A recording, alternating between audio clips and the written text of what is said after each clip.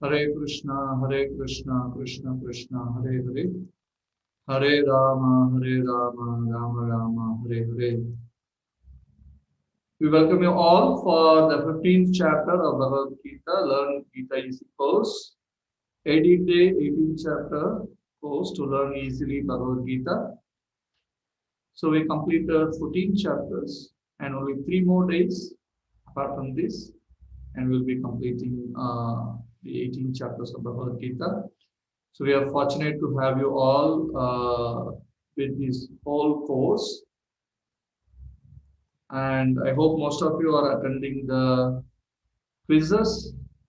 If at all if you have left any of the quizzes in between, please do attend the quizzes so that you can be eligible for the completion certificate. There are two kinds of certificates we are issuing. One is completion certificate, another is participation certificate.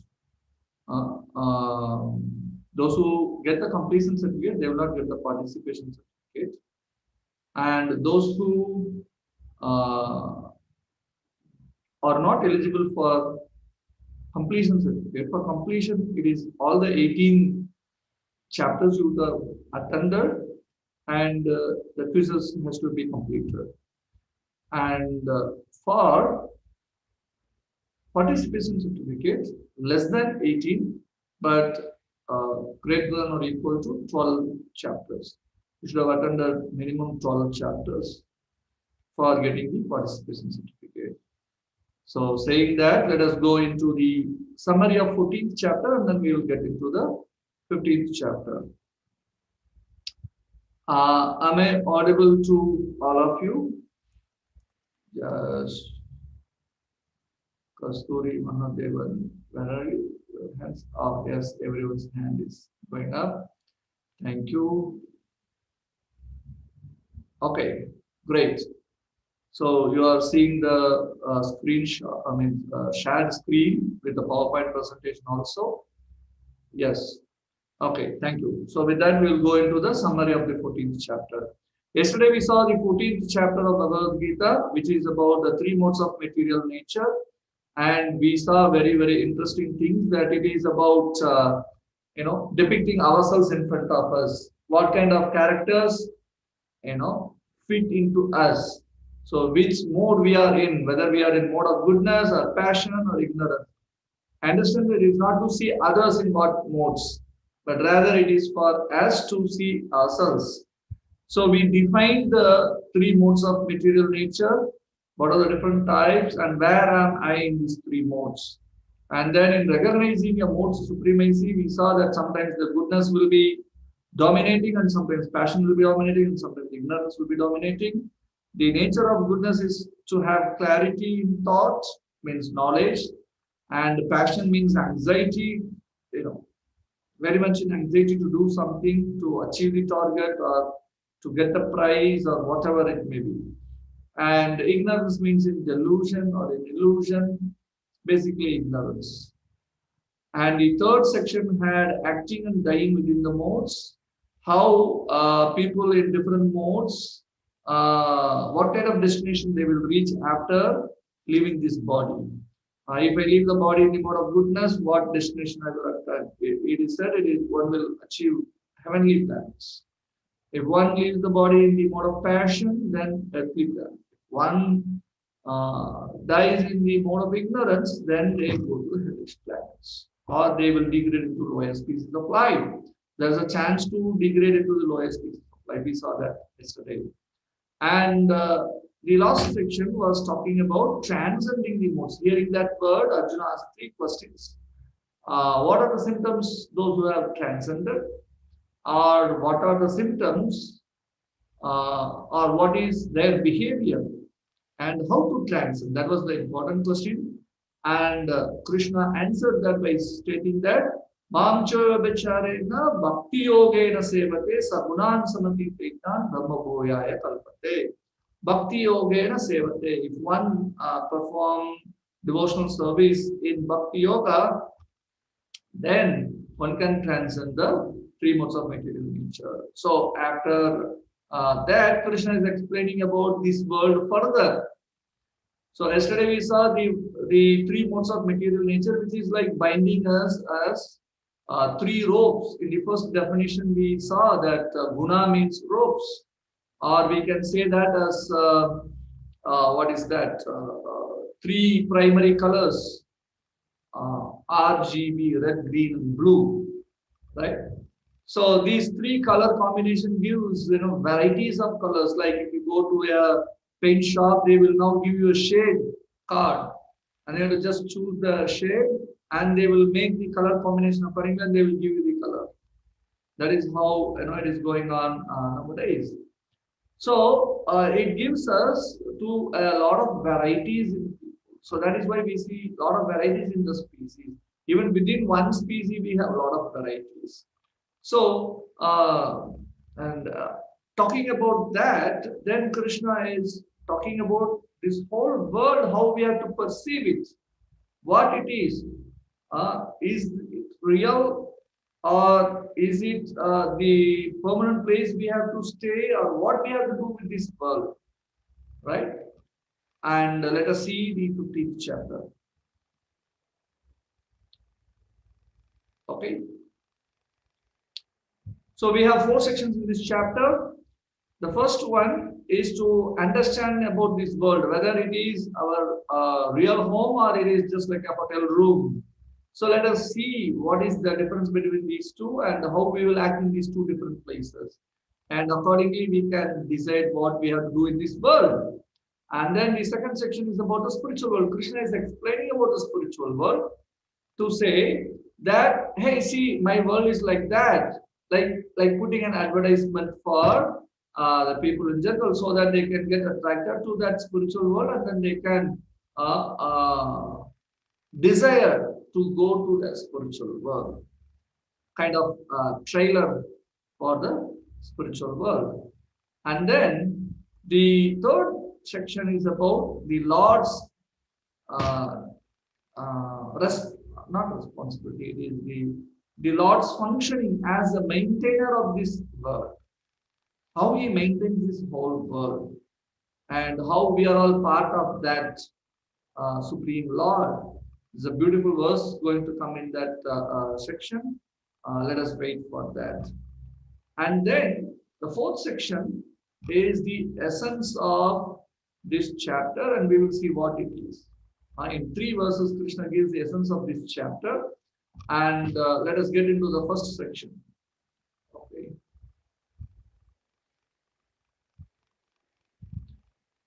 Okay, this is the first 5 verses of the chapter, and the section is named home or hotel. So you can see our permanent residence place, and then there is a hotel room. Say, for example, on a vacation, you are going to a hotel room, right? And you are checked in into the hotel, and then you enter your room. And then after seeing the room, will you start thinking, oh, I have to paint this wall, I have to fit this new furniture here, and I have to revamp the bathroom, I have to hang up the family picture here. Will anyone do that? It sounds ludicrous. Means it's laughing stock. What is the value of making such an elaborate arrangements in a temporary residence? Right? We all know that we are gone there for a vacation, and we are supposed to leave that place to go back to our original real home. And this is a temporary arrangement we have made for our stay, because we are coming here for a vacation. So this material world is likened to a hotel room, within which living entities perpetually make complicated plans for security and enjoyment. But what happens ultimately? They are forcibly removed by the ruthless waves of time. So that's what it is happening in this world, right? Say, for example, we make so much of plans in this world that I purchase this property, I purchase that property, I purchase this item like a TV, fridge, or whatever comforts is needed for the house, we purchase, and then try to give all sorts of facility for the house, thinking that I will be living over here forever. So that is the whole idea behind it. But dear friends, we have to understand that this is like a temporary arrangement, like a hotel room. This is not our permanent place, right? Uh, so that we may ask the question how our permanent place will be looking like, or what is its nature. So Krishna will be explaining in the future verse. Before that, the first verse of this chapter is talking about this whole world as an upside down tree, right? What does that mean by it? Let us see what the verse says. Shri Bhagavan Vacha Udvamulam Adasakam Ashvatam Prabhuravyayam Chandamsi Yashya Parnani Yastam Veda Saveda Ved. Supreme Personality of Godhead said, it is said that there is an imperishable banyan tree that has its roots upward and its branches down, and whose leaves are the Vedic hymns. One who knows this tree is the knower of the Vedas. So here Krishna is comparing this material world to a big banyan tree, very huge with several branches, right? So why it is compared to a banyan tree? Because banyan tree grow huge and it is very complicated. There are multiple branches and it keep extending so wide. Like there was one banyan tree in one of our place in Chennai called Adayar. They say the Adayar banyan tree is very famous, and it was standing there for hundreds of years. And it is really so huge, and it has extensive roots and branches and twigs and leaves and whatnot. So much it is. So this material world is so huge, it's so extensive that we cannot find out what is its length and breadth. Our scientists are trying to find out what is there in the universe, complete picture, but uh, they have the experience of not getting the complete picture of this universe. That is why there are a lot of theories coming up with this. Why I'm saying that this banyan tree is such a huge thing, right? And what is the special nature of this banyan tree? Here in this verse, it is said that it is urdhva moolam. The source, the root is there in the top. Generally, for a tree, what we will see, the root is there in the down, in the bottom, right? But for this tree, the root is in the top, and the branches are going down. So amazing to hear. How is that? Like you take a person and then you invert him upside down, and we can say his leg is in the top and his head is in the down, right? So that is not a very comfortable position. So we may wonder where we can see such a tree, right? So it is talking about a tree which is seen in the water. So then what does that mean? There is a real tree on the shore of the river bank, and then the reflection is there in the waters. So that reflection, if you see, the branches goes down and the root is in the top. So it is talking about the reflection. So the analogy given here is that this world is like this reflection. So then we may wonder, the reflection is not real. This is a reflection. In reflection, the activities are all not exactly the same. It is just a reflection of something else, which is original. So the reflection shows that there is something original of that type. So we want happiness here. We are trying to get some happiness. We are sometimes getting some happiness temporarily. So we have to understand that there is some happiness in the real world, right?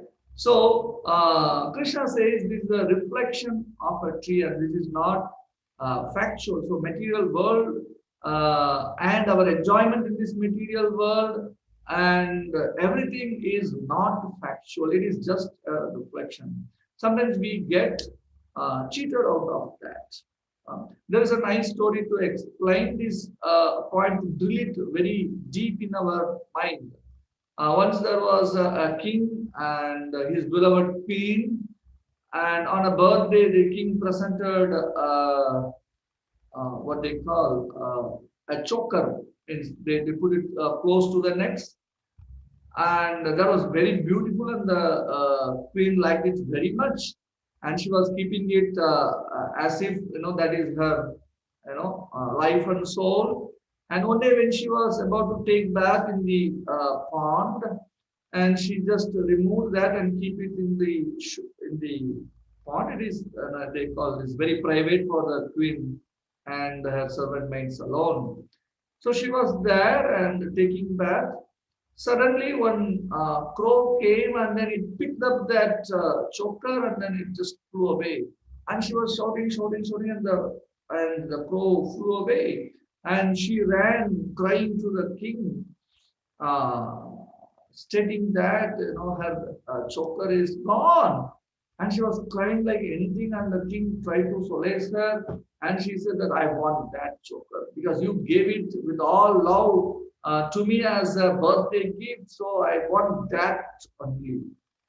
So the king, being requested by the beloved queen, so he couldn't do anything than making efforts to find it out. So he sent messages to all over his kingdom that so and so choker is lost and a bird just took away. If someone can find it out, please bring it to the palace so that you will be rewarded nicely about it.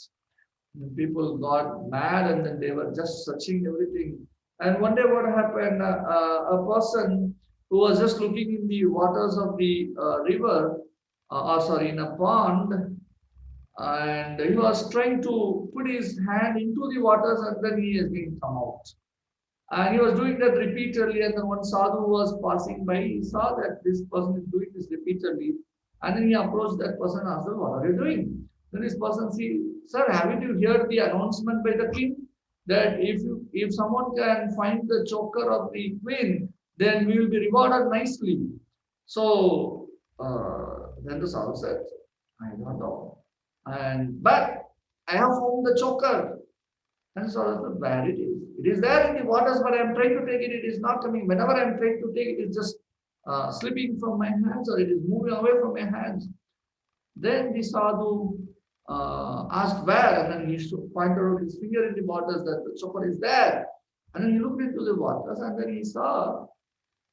And then he looked up and then looked down and then he looked up and then he understood that, yes, the choker is there really hanging in the branches in the top, which is the tree which is standing by the side of the pond.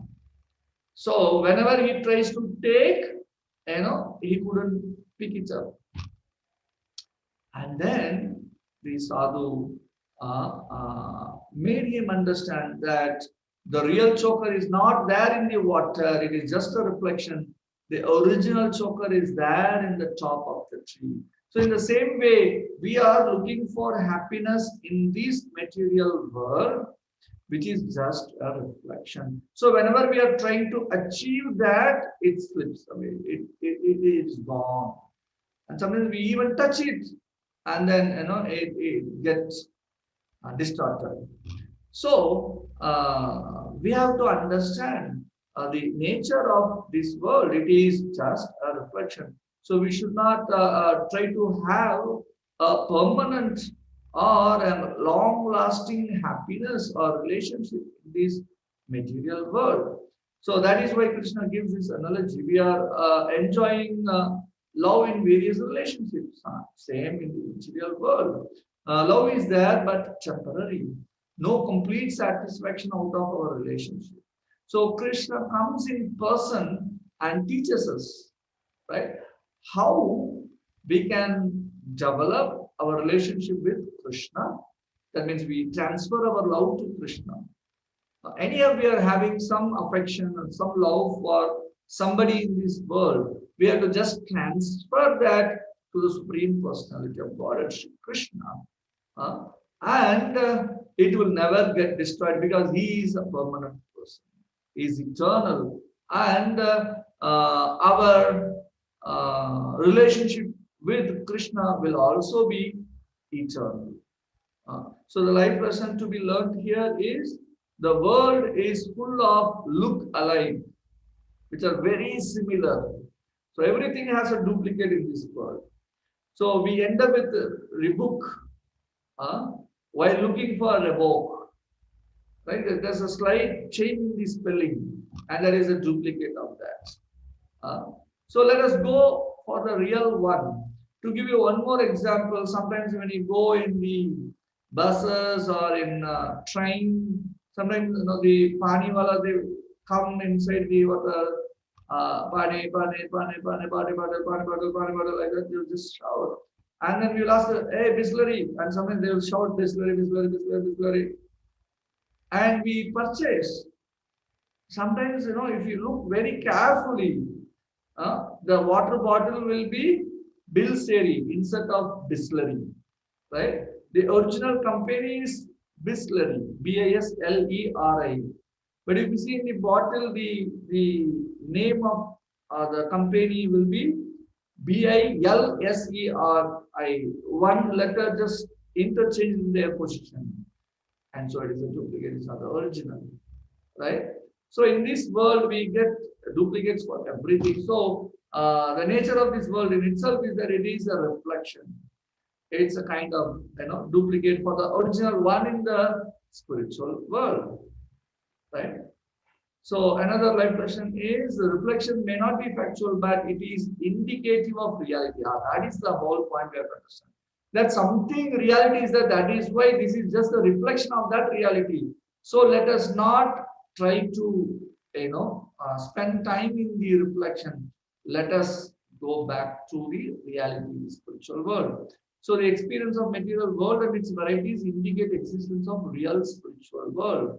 So we have to understand that whatever it is saying about the spiritual world in Bhagavad Gita is true because we see the reflection here. This world is a reflection of that. So we have to understand that something real is there. This is just a reflection of that. Right. And how to free ourselves from this reflection.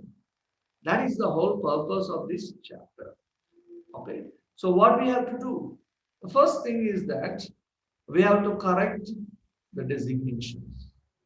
As of now, what we are doing is that we are jumping from one branch to another branch. We are sometimes in the Swarga, sometimes in the Bhuloka, sometimes in the Patala or Naraka, or sometimes in the Swarga, sometimes in the Bhuloka. So we just keep jumping from one branch to another branch, just like a monkey, right? So instead of that, what we have to do, we have to correct the designation. What does that mean by? We are very, very captivated or very, very attracted to someone calling us with some designation. S boss, S sir, right? If somebody salutes us when we walk in inside the office, good morning, boss. So then we feel happy, oh, somebody is calling me, as a boss. Oh, yes. And then if somebody doesn't call me with my, just that position, then why this guy is not calling me as boss? I think he is not obeying me, obedient to me. Something will, speculate. So we are desirous of that. And we have to correct our designations. Our real designation is what Chaitanya Mahaprabhu is saying is, we are the servant of the servant of the servant of the Supreme Personality of God. Those who are serving the dust of the lotus feet of the Supreme Lord, we are the servant of that person who is serving. So Gopir Barduhu Pada Kamalayor Dasa Dasa Dasan Das. We are the servant of the servant. Right? So we should give up these designations, or we should correct our designation instead of being the boss. or developing pride out of our position. I am the president of the trust, or president of the company, or managing director, CEO. I am this, I am that. So we are taking pride of those designations. We have to correct that. We are not this body, we belong to this body. Right? So that is one important designation we have to understand. We are not this body, we belong to this body. Or we are in this body. We are not this body, we are in this body. So that means totally different consciousness we should have. And then the second point is that uh, detachment through attachment. Oh, how is that? Hmm? How if you are attached, then we will get detachment. So a nice example can be given for this. Say, for example, when a child is crying or it is having some dangerous instrument in his hand, unknowingly it has picked up a knife. So then we have to take the knife from the hand of the child. So if you try to pick up that, then the child will cry like anything. Right? So what we have to do? We have to show him some playthings or something very similar to that, another stick or something like that, colorful. You give that and then it get attached to that item and then it will leave this item. So when we get attached to something else, then we will leave the other one. So in the same way, we can develop detachment by developing our attachment to the Supreme Lord. Like if a child is having 2000 rupees notes in the hand, whatever it gets, what it will do, the child, it will take and then it will put it in its mouth. So that is the nature of the child. So if you want to take away that 2000 rupee note from its hand, if you just try to remove it, it will cry like anything. So if you give some another paper which is so colorful like this, but it is not a rupee note, but it's just a waste paper or some piece of paper which is colorful and looks like this size or color or something like that. Then the child will leave this 2000 rupees note and it will pick up that. Right? So if you get attached to something else, then we will leave the attachment to this item. So now we are all attached to this material world so much. So unless or until we develop attachment to something else, we will not give up this attachment. So we develop attachment to the spiritual world. So Krishna is coming down and he is explaining about his world, how it will be. Because all what we are reading much is about this material world. And very few knowledge is available about the spiritual world. So Krishna is giving some knowledge about the spiritual world. So what we have to do is that we have to just replace it, like how we take the 2000 rupees note and give some another color paper. So in the same way, we have to have a better replacement. We can take the food away and we can replace it with the prasad. And we can take away the music and we can replace it with kirtan. In the same way, we have to replace the activities with spiritual activities. So by developing attachment to the spiritual activities, we can give up or we can develop detachment for material activities. So giving up lordship over material nature. This is another important point. So the English saying goes like this: I am the master of what I survey. So whatever I measure, that is mine. That is one beautiful saying in English. This is enjoying tendency. Uh, mm, Developing the Ishvara bhav or the enjoyer mood. This is, we can say, to a great extent, it develops into lust. Because we want to enjoy away from Krishna. So, the example can be given is Ravana. He wanted to enjoy the goddess of fortune, Sita Devi, without Lord Ramchandra. So what happened? finally his whole dynasty was ruined. Uh, and even Ravana was also killed.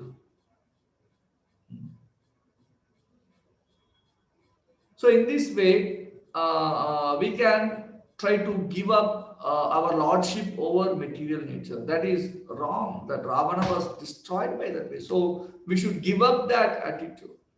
Uh, by that way, we can free ourselves from this reflection, that is the material world, which is seen in this water. So that we have to understand. If we try to enjoy this material world, then our struggle continues. That is the whole point we have to understand. Sometimes we may be thinking, why I have to desire to get out of this reflection? Our struggle will continue. So we don't want this struggle. We can touch our heart and say that, yes, we don't want this hard struggle. We want this struggle to end. That is why I am in this Learn Gita easy course, to find a way out.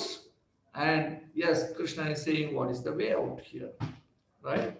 So the life lesson is to choose a way, our own way or God's way. If we follow God's way, then we will enter into the spiritual world. If we go in our own way, our own mind's speculation, and whatever the mind thinks, if we start doing it, then we will be in our own way and we will miss the road. Okay, another life lesson here. In cinema, we will have this statement, and they lived happily ever after. This does not happen so much in our lives. Only spiritual world is a permanent settlement. A hero, heroine will be there in the cinema, and the hero will love the heroine, and then some villain will be there, and the villain will abduct the heroine, and then the hero will go and fight with the villain, and then finally after the climax fight, very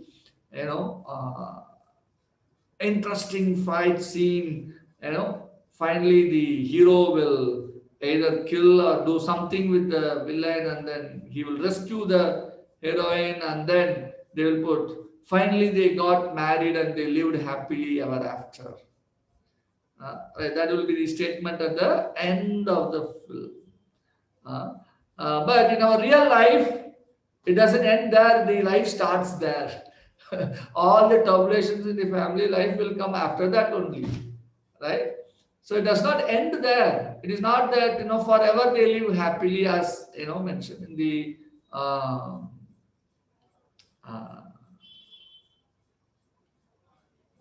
cinemas, in the unreal life of movies. So Krishna is telling us about the spiritual world, how it will be. And we can say it is a kind of trailer for people to be attracted to the spiritual world. And then Krishna compares that with the material world. Let us see what Krishna is saying. So this is about that. And the 6th verse, Krishna is saying, Na tad bhashayate suryo na sasanko na pavaka yad gadva na nivartante tadhama paramam mama. That supreme abode of mine is not illumined by the sun or moon, nor by fire or electricity. Those who reach it never return to this material world. So here, Krishna is giving, what is that? An idea about how the spiritual world will be. So what is our experience in this world? If we don't have sun in this world or moon in this world, it will be completely dark. Because that is what it is happening in this world. The sun emits light, heat, and the other stars and moons, they observe that and they reflect it, and so we get more light even when the sun is on the other part of the world. Right?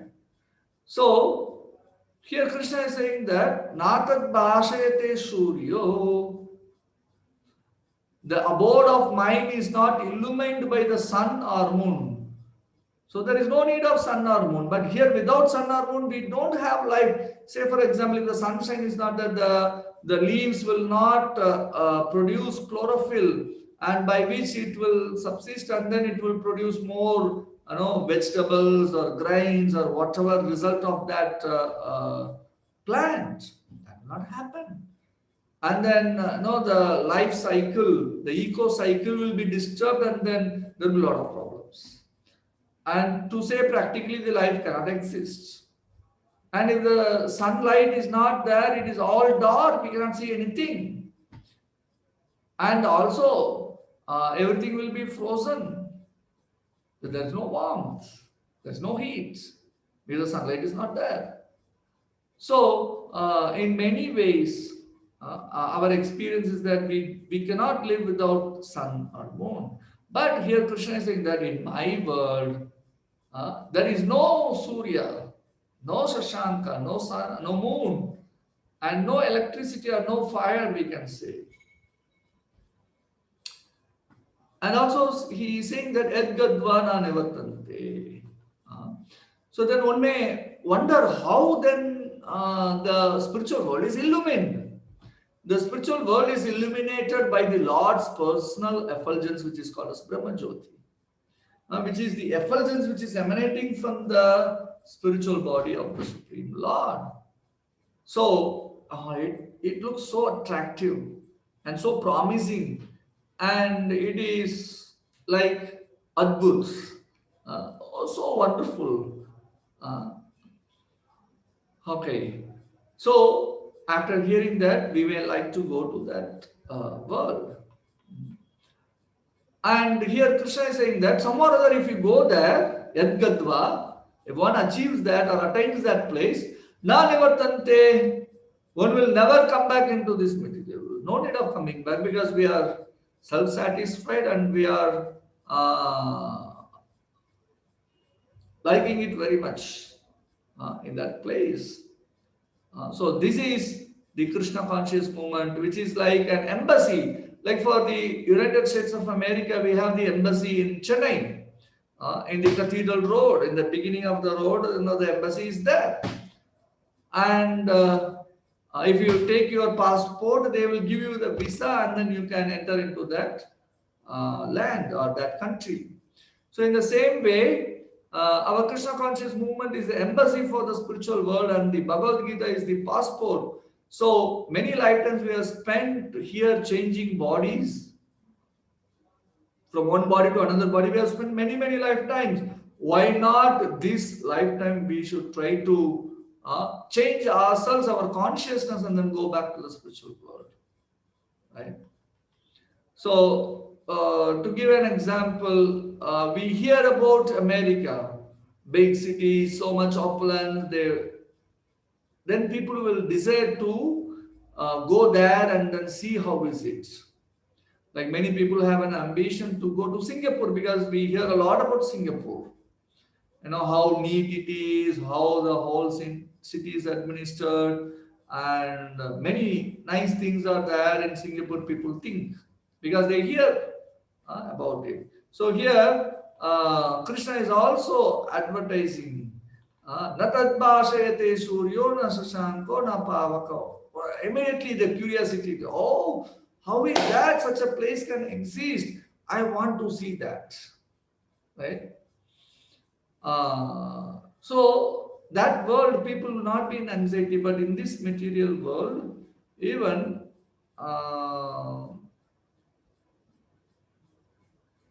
people who are having a lot of money, they are also in anxiety, complete anxiety. In fact, to say they are in more anxiety than others. Right? But for performing devotional service, there is no preconditions. It does not look into what is your qualification, sir. Are you an MBA? Are you a CA? Are you a BE? Are you an MBBS? Whatever good professional activities are there, we will just list all those things. But it is said that there is no preconditions for performing devotional service, doing bhakti yoga, right? But in any condition of life, one can go back to the spiritual world after enough purifying with the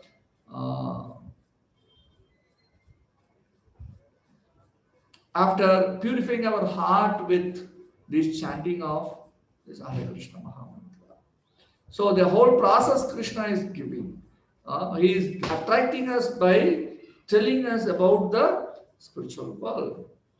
And then Krishna is talking about our lost connection. This is the seventh verse. We have seen the sixth verse where Krishna is saying that my spiritual world is like that. And then he is saying that you all have to come to my place because you are my sons. We both are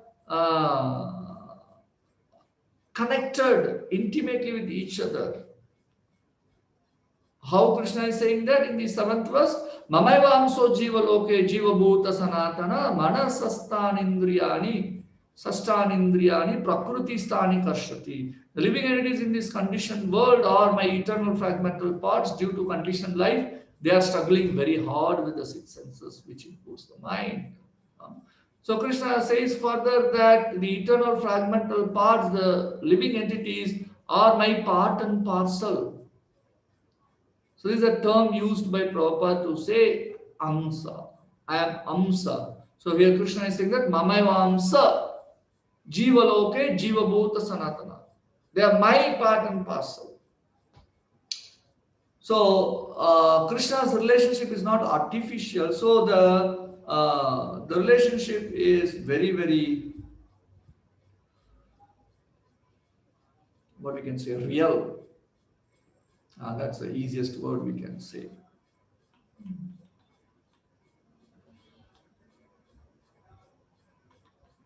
So our relationship with Krishna is eternal.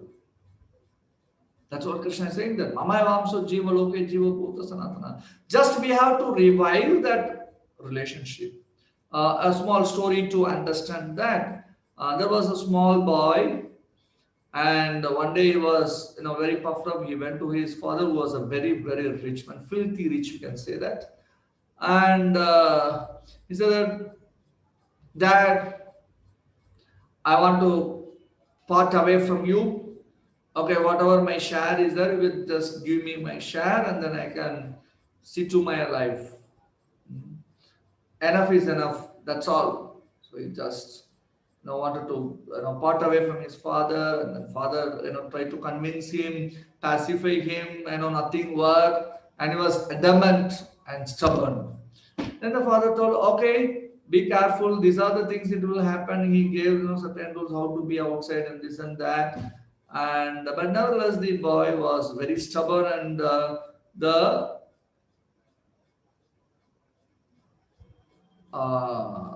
father gave him whatever is due to him, and then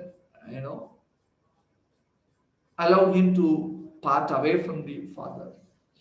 And then there were many friends for him, and then they all gather around him, and then he thought, oh, see, now my value has been increased, right? There are so many friends for me.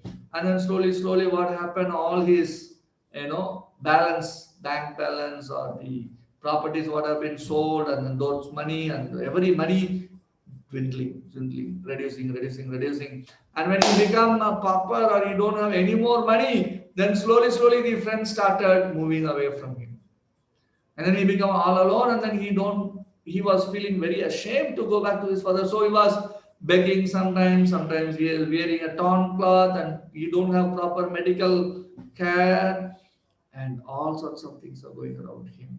And then one day, one person came and he saw that, oh, I have seen him somewhere. And then he asked him, you are in this native place. Is your father is this? Is your name is this? Oh, this is your name. And he said, yes. Are you this great person, son? What happened to you? Why are you so shabby? You're not looking good. What happened to you? And then, okay, whatever it may happen, come, let us go. I will take you back to your father. Your father is very, very merciful, and he will, accept you back. Right? That will be the best thing for the son. Instead of that, if somebody comes and tells him, okay, I will give you some food, I will give you some clothing, I will give you some medical care, and what he will do for the next time food? Somebody else has to come and give. Or if this cloth get torn, and who else will come and give another cloth? Right? So that does not give a real joy for the son. But rather, we can see that uh, taking the son back to the father is the real welfare activity we can do for the child. So in the same way, the spiritual master understands that the child is loitering in this material world, and the best thing is to get connected that child to the original father, who is Krishna. So and we are the living entities, are the loitering sons in this material world, right? So the spiritual master is doing a wonderful job for us, that he is connecting us to the Supreme Lord, right? And we get everything else back. So going back to the spiritual world, Krishna is saying that we have eternal connection, that you are my Amsa. The only thing you have forgotten that completely in the idea that you will enjoy in this material world without me. So that is not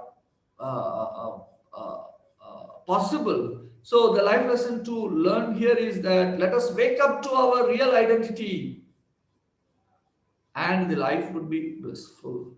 Just one conscious decision that I belong to Krishna. Just take that decision and your life will be sublime, right?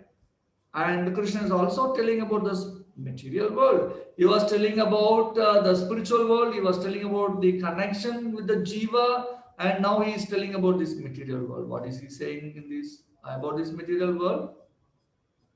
Ah, Shariram yatavapnoti yachap utkramatishvara Grihitvaitani samyati vayurgandhani vasayat.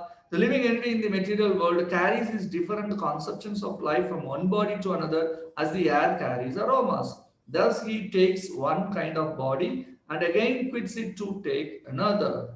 So here an analogy is again given. The air, when it blows over a rose garden, it will carry the aroma of the rose and it will come.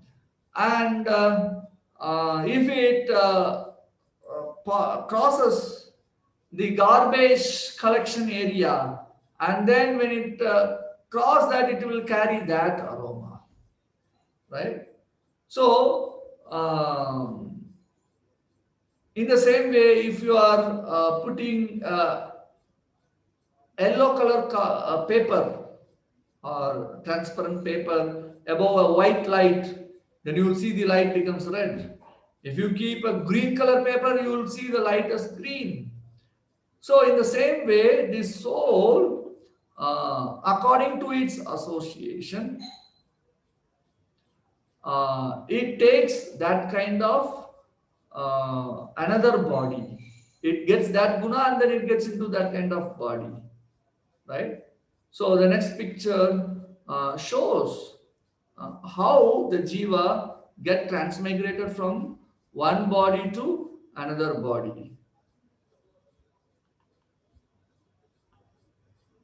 Okay, so let us see that. Listen carefully this picture. Like there are various species. The soul keeps traveling from one species to another species. This is the cycle of reincarnation. So right now we are in the making of our next body. So as like the air passes through the rose garden, if we are passing through a pious qualities, then we will have a pious life in the next. So if we are living in a negative way, in a very impious way, then it is like passing through the garbage collection place. Then it will be smelling other way, just not even go near it. So our qualities will be like so bad. Or we will be degrading ourselves in our quality. Right? So with our body, we can elevate or we can degrade ourselves. Say for example, if we don't discriminate in what we eat, then in the next birth we may become a hog. We eat anything and everything, like the hog is told. And if we don't discriminate properly in our dressings. If we want to remain naked, then we may become a tree in our next life. So these are given in the scriptures. So various ideas are um, thought process, then we will get such a body in the future. So the life lesson here is, so change is inevitable in the material world. So what we have to do with that? Are we changing and rising, or we are changing and falling? So changing and rising means we accept Krishna as our father and then serve him, and then we will be rising. And what is falling means, so we keep changing every life after life. We keep changing our qualities, and then we will be degrading. Hmm. So change is inevitable in this world. So we are doing what we are doing with this change. Are we advancing or falling down? So we have to keep choosing constantly in our lives. Every time, in every action, we have to choose something or the other. So we have to choose something related to Krishna in all our choices. Right? That's the best choice. So the third section for today is to understand Krishna is the maintainer. So Krishna maintains the gross body, subtle body, which is the mind and soul all together, not only for us, for all the living entities. So Krishna is called as father and mother, mata, pita, data. That is one verse in some other chapter. Hmm. So Krishna is like our father and mother, and he takes care of us, not only us, but all the living entities. So here is another verse in the 13th verse of this chapter. Gama vishya cha bhutani dharayama hamojasa pushnam chausadhi sharva samo bhutva rasatmaka. I enter into each planet, and by my energy they stay in orbit. I become the moon and thereby supply the juice of all life to all vegetables. So here Krishna is explaining few words. We will be seeing in the next slide how Krishna is the maintainer of our body. So he is the Aditya Gadam Tejo, the plunder of sun, which is very, very inevitable for our life to exist. And then Gama Vishacha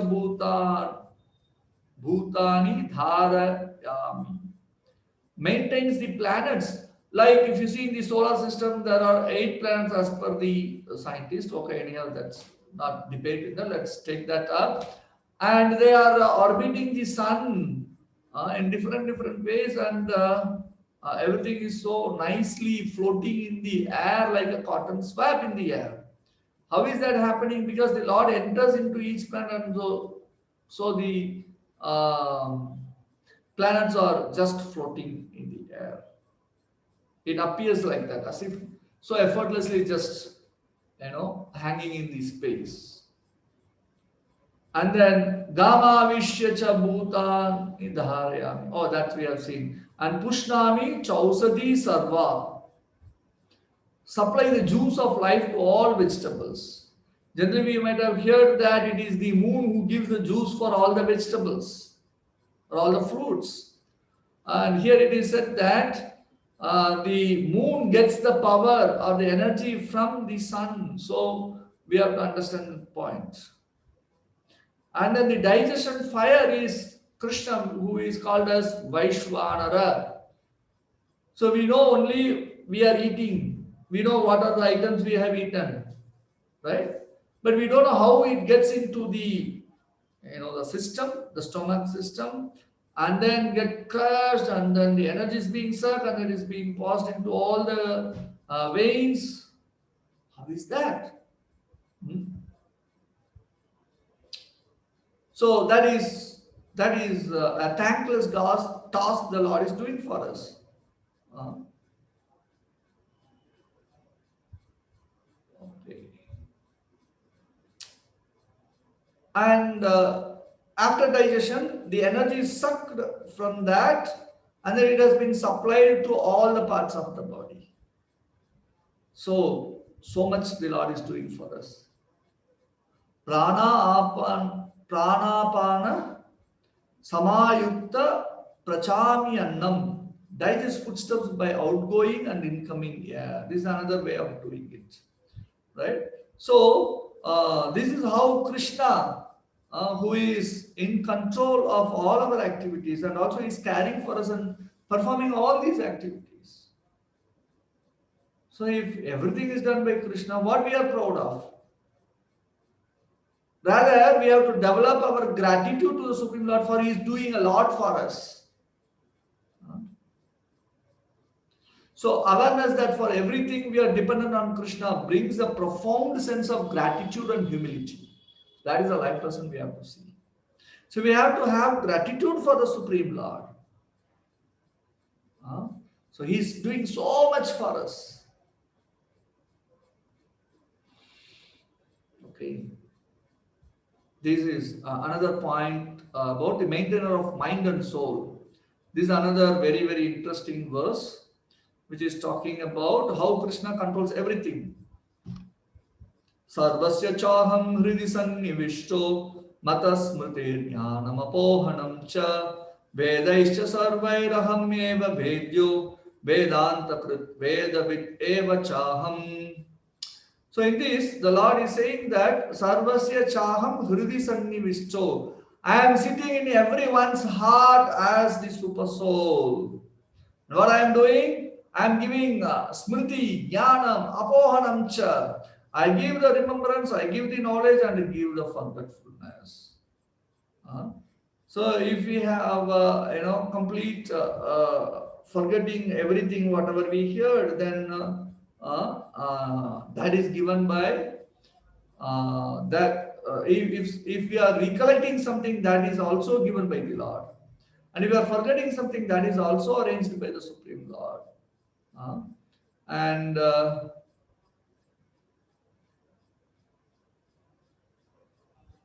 okay, so the next point is Jnanam. I give the knowledge. Like the soul is there and the super soul is nearby us, and He gives us the right intelligence to choose the right thing. If we show inclination towards the spirituality, the Lord takes care of things. He gives the right knowledge. Earlier we saw in the 9th chapter, in the 10th chapter, Chatusloki Bhagavad Gita, Dadami buddhi yoham tam yenamam upayanti te. To reach me, whatever intelligence you are needed of, I will supply that. Right? So here also Krishna is saying that Smriti Jnanam Apohanam Cha. This all I will give you. Right? And also he is saying that Apohana means the remembrance. So He reminds us of our desires sometimes. And sometimes He reminds us that, yesterday I was attending the Learn Gita Easy course, and they told us to chant this Hare Krishna, Krishna Krishna, Hare Hare, Hare Rama, Rama Rama, Hare Hare. So let me chant. So if one can do that, it's great.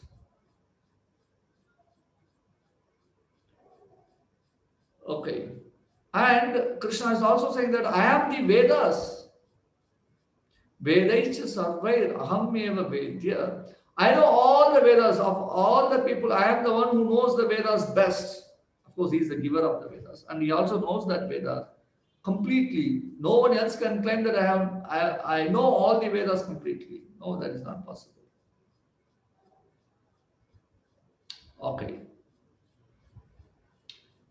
And then he says that Vedanta Krit. So He is the creator of Vedanta. That means there are lots of texts in the Vedas. So Vyasadeva put it down into small sutras, all those things, and there are about 554 Vedanta sutras. And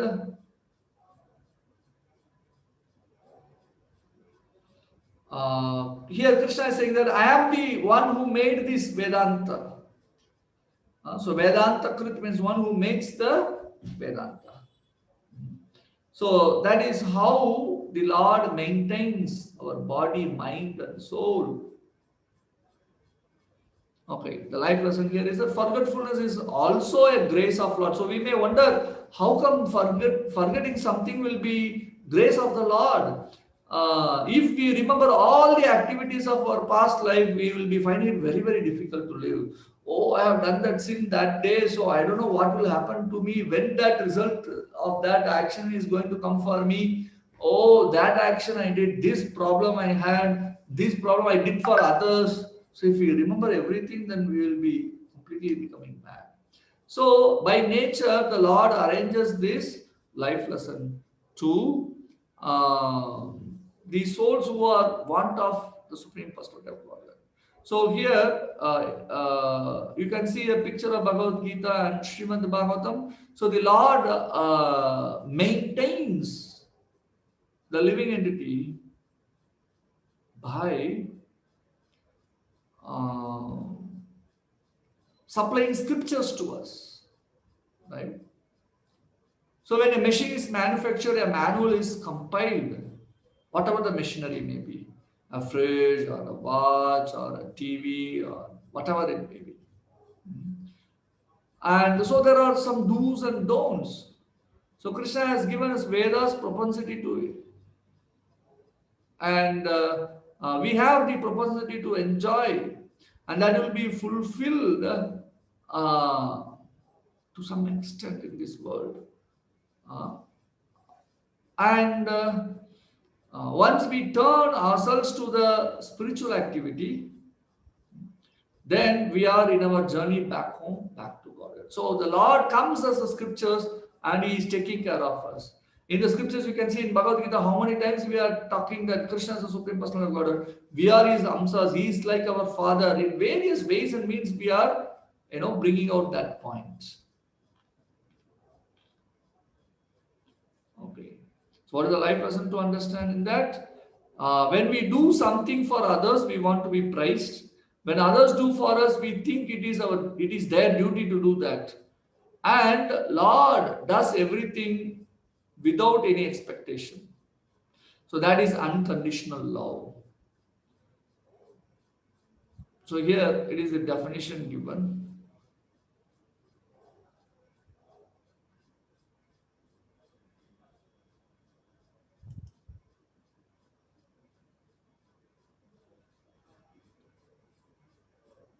Okay.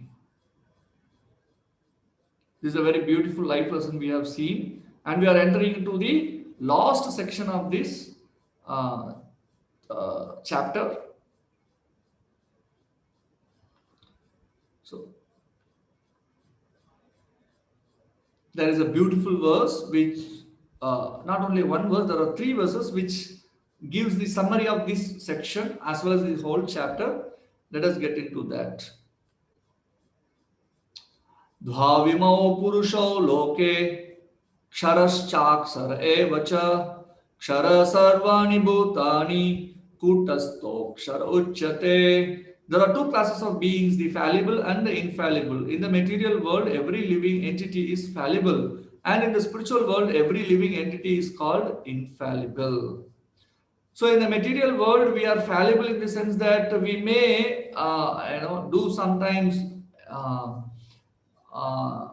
abominable activities or degradable activities. We may degrade and go down to the lower species. Sometimes we do good activities and come up in the higher species. So we are fallible. But the Supreme Lord is called Achyuta. Achyuta means one who will not come down from his position. That is what called infallible. So here it is said that there are two kinds of people. They are fallible and infallible. So the devotees are infallible and others are fallible, because in this material world the living entity is fallible. They have to accept these three gunas. So what does that living entity is fallible means? They are independently wants to enjoy always in this material world. And an infallible living entity wants to always be with Krishna and never leave spiritual world. In the spiritual world, Krishna and his Gopa friends will play games. What we can say, the bet is that whoever is losing the game has to carry the winner on their shoulders. and they had to go around the Govardhan hill, which is, as of now, it is 16 kilometers, the circumference of the Govardhan hill. So sometimes what happens, even Krishna loses the game and then he carry the Gopas on the shoulders. Specifically, he generally carries Shubal, one of the Gopa friends. So in this way, the Lord is having an intimate relationship with his devotees, and that is joyful.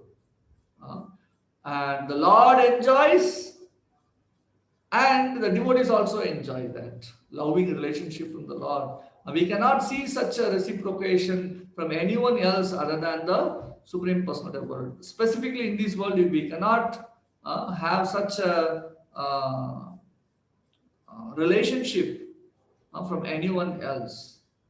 So the Supreme Lord is mentioned here. Yashmat Ksharam Aditoham Aksharat Apichotama Atosmi Loke Vedecha Pradita Purushottama. Here the Lord is saying Purushottama. Krishna is saying that. So people are calling me as Purushottama in this and also in the spiritual world.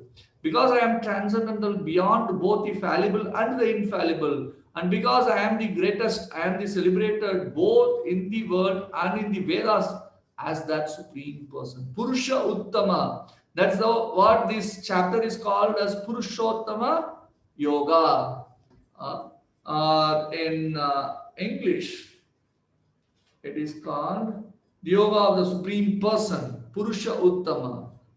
Purusha means a person. Uttama Purusha, that means as the Supreme Person. So the life lesson here is, though fallible, we can still achieve all success just by following the supremely perfect person, Shri Krishna. So Krishna was very eager to take us back to the spiritual world than we are interested in. So the easiest way has been given to us, that is, we have to just follow the supremely perfect person, the Purushottama, Lord Krishna, right? So another life lesson here is the most confidential understanding of the Vedas. Lord Krishna is the supreme being. He is therefore worshipable. Always remember this, and then life would be perfect, right? So we have to understand that the Supreme Lord is, the greatest. When Maharaj Yudhishthira was performing Rajasuya Yajna in Mahabharata, this is during the time when they built the Indraprastha palace, and they invited everyone for that housewarming ceremony or the Rajasuya Yajna which Yudhishthira Maharaja performed at that time. And Brahma was there, Lord Shiva was there, Indra was there, and all the Kauravas were there, the Pandavas were there, the Magadhas were there, the Madrasis were there, and whatnot, all the kings were present over there.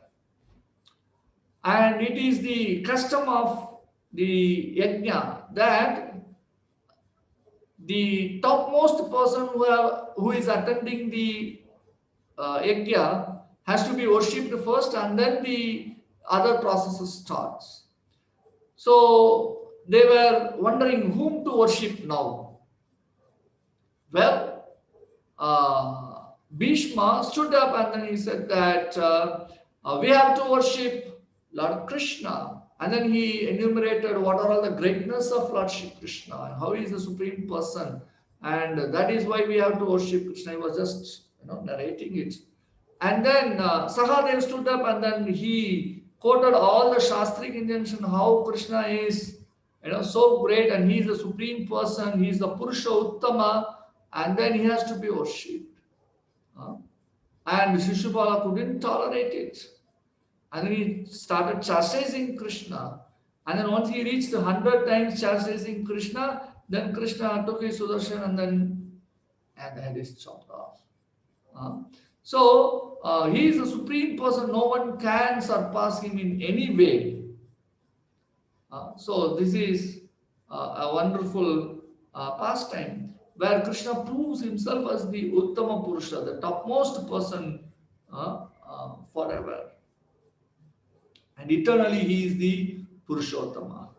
right? So with this, we come to the conclusion of this chapter. A quick summary of this chapter. The chapter 15 had 4 sections. The first section is whether we have to understand this material world is our home or it's just like a hotel room. We have seen that it is like a hotel room. We should not spend too much time over there or in decorating the place or making it so comfortable or things like that. We have to go back to the spiritual world, our original home. And then Krishna was talking about the spiritual world, and he was also talking about the material world. He was talking about how the jivas are the amsas of the Supreme Lord, and he was telling about the characteristics of this material world, and also we are like the lost son of the richest father. So we have to get connected to our father, we get everything back.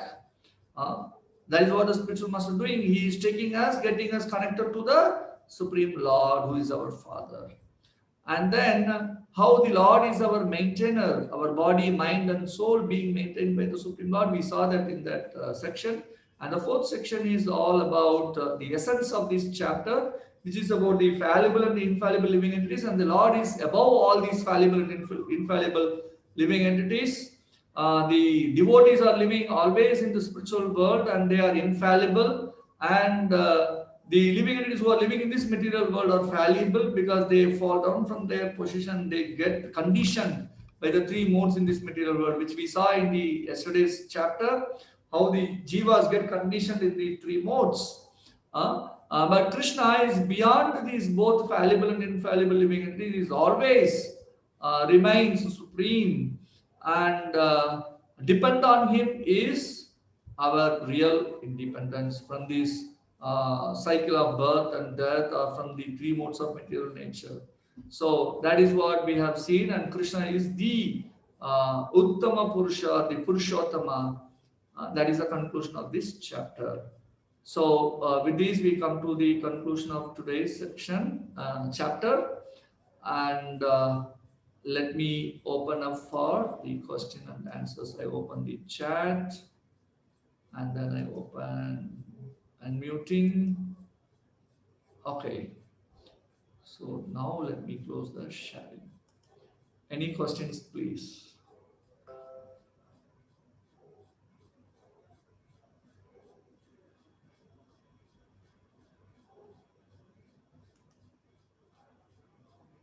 Oh, there are 2 chats. What is that? A question? No, it's only Hare Krishna. Okay. Any question? You can raise your hands.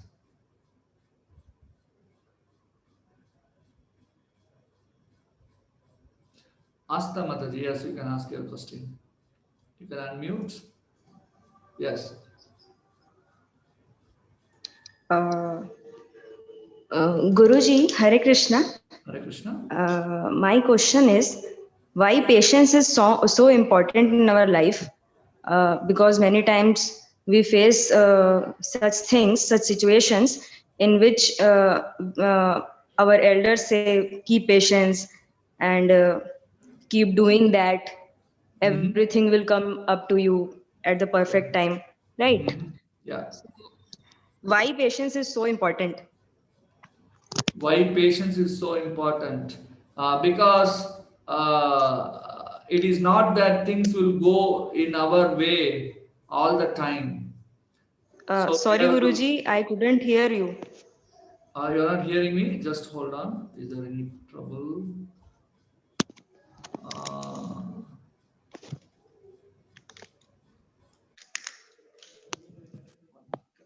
Are you hearing me now? Hello. Just hold on. Just hold on. Yes, I am hearing you. You are hearing me now?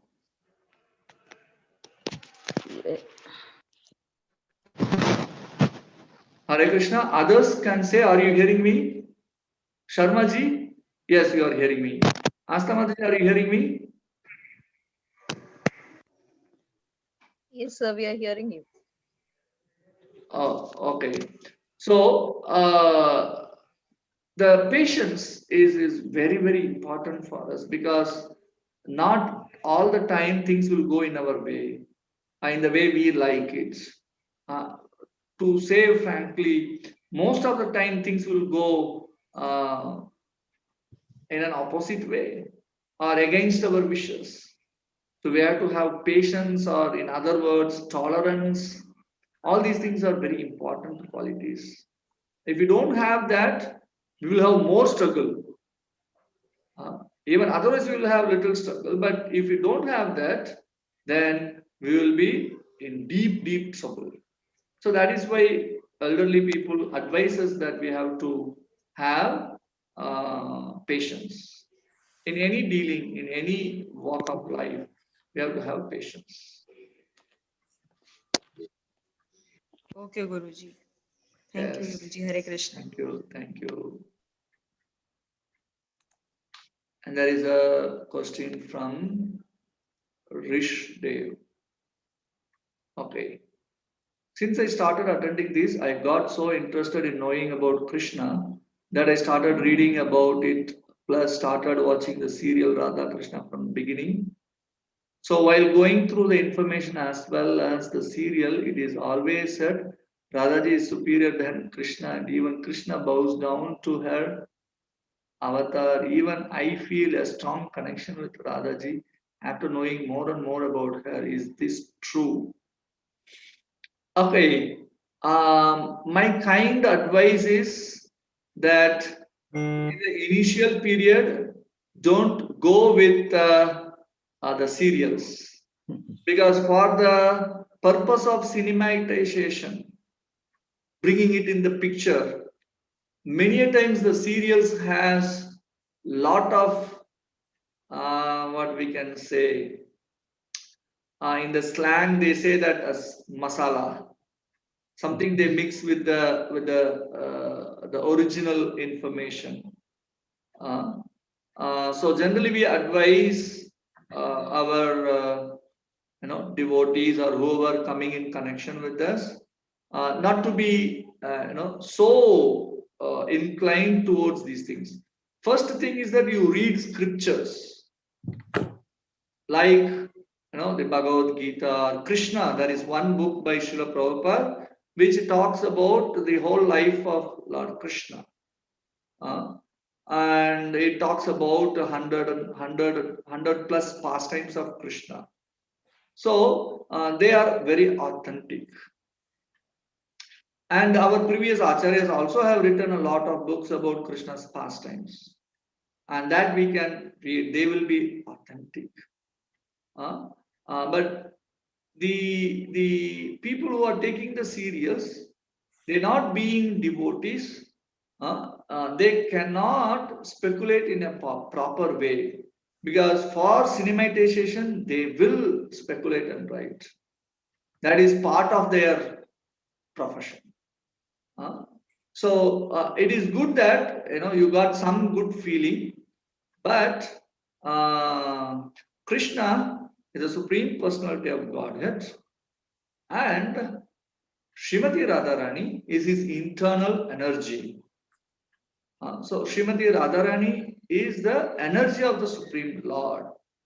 But just by her devotion to the Lord gives such a high position to Radhaji. It appears like Srimati Radharani is higher than Radhaji. Srimati Radharani is higher than Krishna. It is like Yashoda Mai could able to tie Krishna in the wooden mortar. So it seems like Yashodama is greater than Krishna, but it is not that. Because her love is so intense and great, the Lord has given that opportunity to his devotee. So in the same way, the Lord has given that opportunity to his devotee, Srimati Radharani, to be glorified in such a way that, oh, she is so great than even Krishna himself.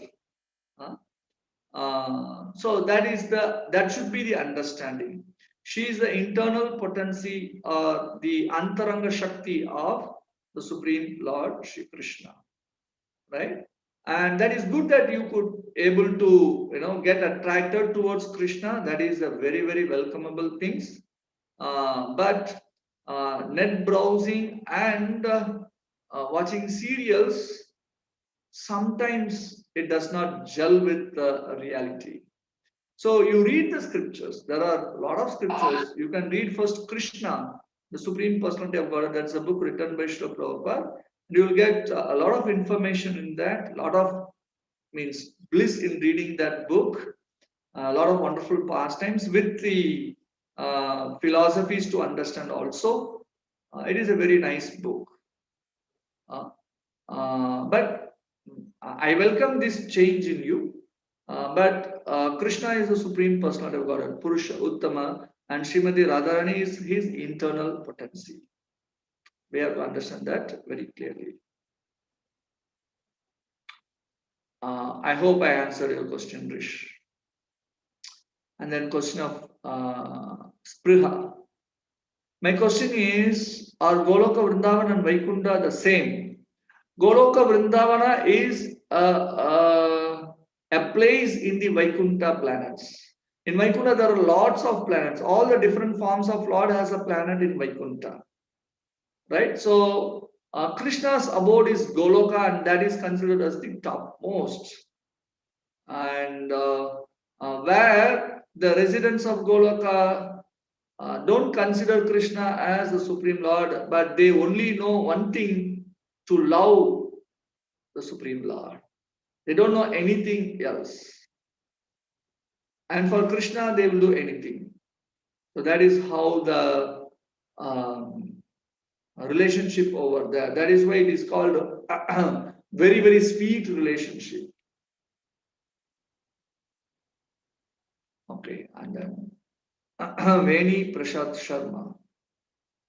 The question is, why does everybody get frightened from death, since this fact is known to everybody that this world is full of misery as well as perishable too? Do we lack in Krishna consciousness? That is why it is happening. You are right, Veni Prashad Sharma. We lack understanding about Krishna, Krishna's position, and we, the living entity, and our own position. So we have to understand we are temporarily staying in a place. Like if somebody is staying in a rental house, he will always know that anytime the house owner can come and say that your agreement is over, now you have to leave the house. He knows that very well. But somehow or other in this material world, we are so allured that we think that this is our permanent place and then we can live here forever, although we are changing our houses again and again. We are changing from one body to another body, but still we are under the illusion that we are going to live permanent in this world. So that is the power of Maya, or the modes of nature. They cover us so much that we don't realize this. For that only the Lord gives the scriptures, so that we can understand that very nicely and follow Krishna consciousness to get out of this cycle, right? And to get out of this fear of death. And Asta Mataji is another question. The story you told about housewarming ceremony of Yudhishthir was depicted differently in the serial Radha Krishna. I don't know how it was depicted that. I haven't seen that. But this is an example for Rish to understand that the serials have little bit of, masala. So there are so many things we can say. In Tamil Nadu, we have one serial like Karna. It's talking about Karna, and then there was one movie also, and it depicts as if Karna is the wonderful person, forgetting all the different activities he did along with Duryodhana. He may have some wonderful qualities, but also he did very wrong things along with Karna. Okay. And Piyush Ji, you have a question. Please unmute yourself. Yes, you can ask your question, sir. Hare Krishna, Guruji. Hare Krishna. Coming back to the point which just now you answered about Radhaji, Uh-huh. he was a devotee of the Supreme Lord. Mm-hmm. And then why Supreme Lord has to desert her and go to Dwarka for next 100 years and never to return back, and then married 8 times? Okay. So there are other devotees also in other places. So the Lord went back there. But there is in Vrindavan pastimes, it is mentioned in some other scriptures that the Lord came back to Vrindavan and then he expanded himself into two Krishnas. One is Vrindavan Krishna, another is Vasudeva Krishna, by which he lived in Vrindavan forever. And then this Vasudeva Krishna went to for other pastimes. This happened. This happened.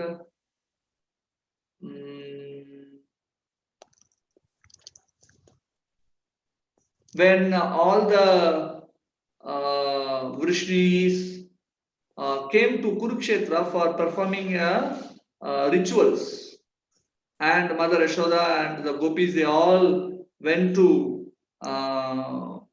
Kurukshetra, and they were not liking Krishna to see in his kingly attire. They want Krishna to be their cowherd boy.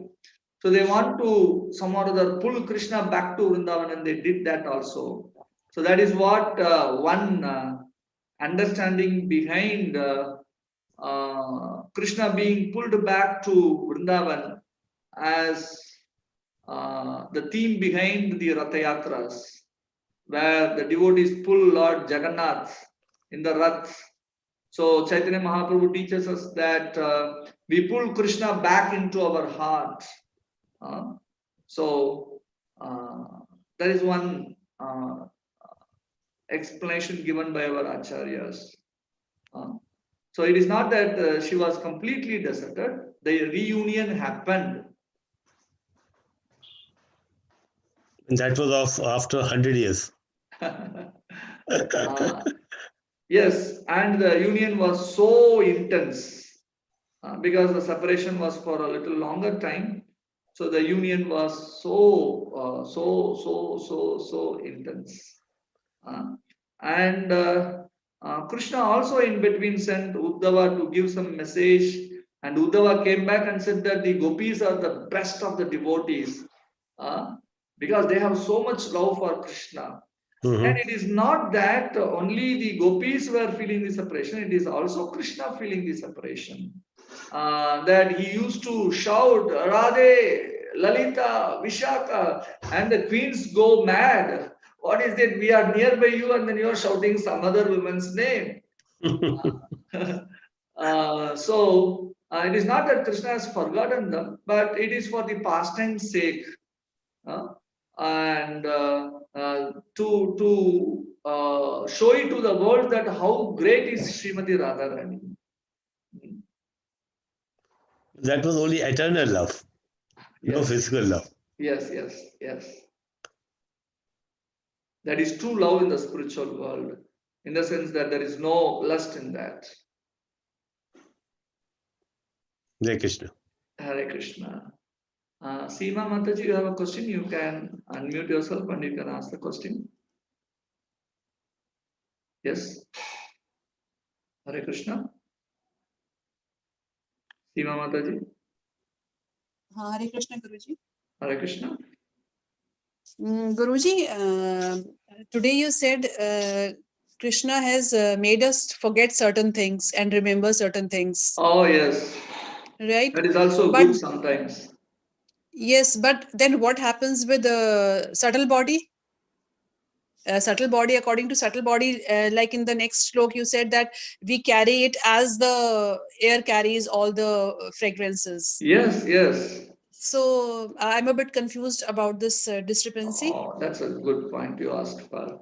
Say, for example, we go from one body to another body along with the subtle body, with the mind, intelligence, and ego.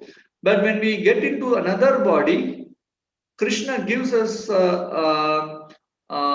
the facility to forget about the previous life, so that we will not remember the activities which happened in the previous life. And but ego? But that is there with you. The mind, intelligence, and ego will be there with you. So there will be some impressions in the mind. It goes into the subconscious level. But Okay. it sometimes come to some special children in the age of 3 to 7, and that is called as past life memories. We discussed this in one of the chapter earlier. Yes. Right? Yes. So, yes, I remember. and why this forgetfulness comes, which is a boon for us. Say, for example, if you do a mistake and if you remember that mistake forever, how you feel like living? Yes. You find it very difficult. So we have done a Yes. lot of bad activities in the past. If we remember everything, we don't feel like living. Okay. So now, if we are changing ourselves, but still if we are remembering our past bad activity, oh, that day I did this, oh, that day I did this, oh, that day I did this, and then we will be gone with that. So sometimes this forgetfulness is a very, very big boon the Lord gives us. Even in this life, sometimes we forget the bad happenings to us.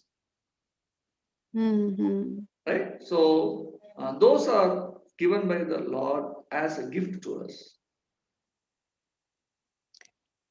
Okay. And That is what but Krishna in said. Yes. okay, right, like in this body I am. Mhm. So am I carrying something from some characteristics from my mind or intellect from my past lives also? It is not the conditioning I am carrying, conditioning what I have been taught up right from my birth up till now. It is not that. Okay. It is both. Both are there. So because you have the vasanas from your previous birth, you carry something from that. Okay. Right? And then in this lifetime, you are put up in a certain condition. So that will also influence you to choose your activities in this life. Okay. Right? Right. Say, for example, you may have a rich life in this birth. To say an example. Right. And then what happens? When you are conditioned in that way, you may develop pride.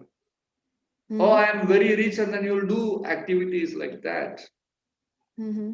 So that may be due to the current conditioning also. And there is also a choice for you to be very humble, even though you are very rich.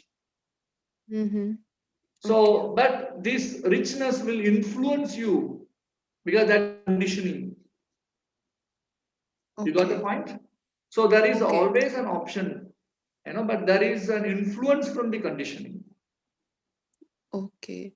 So like yesterday I was giving you example of stray dogs. So that means I must have been a dog in my past life. That is why I'm so concerned about dogs. Is that so? Not necessarily. In the past life also you may have been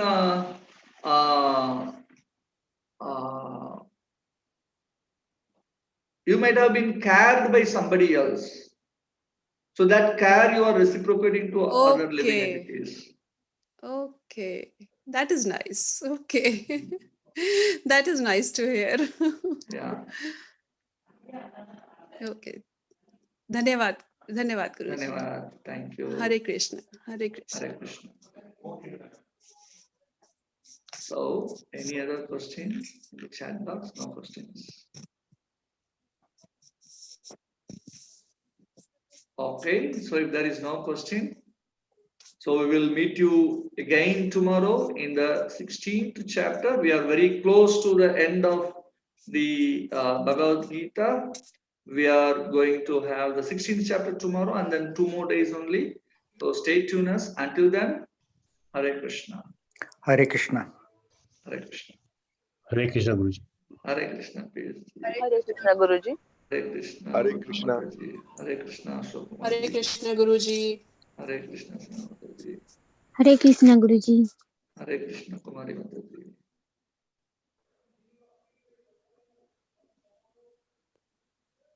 Hare Krishna, Guruji.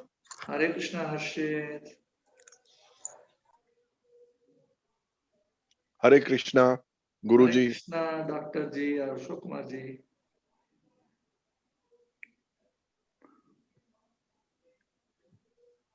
Okay, so with all your permission, let me end today's session. Hare Krishna.